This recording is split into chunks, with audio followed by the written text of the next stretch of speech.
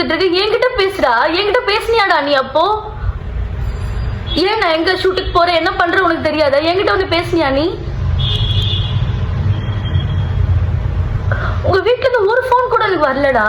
நான் வரும்போது கூட உங்ககிட்ட நான் எங்க வீட்டுக்கு கூட தெரியாம உங்ககிட்ட பேசிட்டு வந்தடா லாஸ்டா நான் வரும்போது. எப்படி உனக்கு இப்படிலாம் பண்ண தோணுது? நீலாம் மனுஷனே கிடையாதுடா.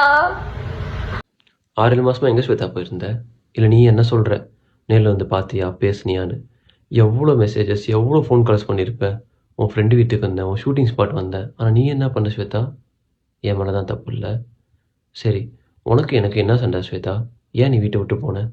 நான் போகிறப்போ உன்கிட்ட என்ன சொன்னேன்? உண்மையான ரீசன் என்னன்னு சொல்லி நான் சைன் பண்ணி தரேன் டிவோர்ஸில். ஆனால் நீ நான் உண்மையாக இருந்ததுக்கு நான் உன்னை அடித்தேன், கொடுமை பண்ணேன், சித்திரவதனை பண்ணேன் சொல்லி நான் பண்ணாத தப்புக்கு 50 lakhs அலிமணி கேட்டால் நான் எப்படி ஸ்வேதா டிவோர்ஸில் சைன் பண்ணி கொடுப்பேன்? என்னால் ஒரு பொண்ணு வீடியோ எடுத்து வச்சு சூசைட் பண்ணிக்கிட்டாங்க. எப்படி ஸ்வேதா ஜட்ஜ் பண்ணுற பாஸ்ட்டை வச்சா?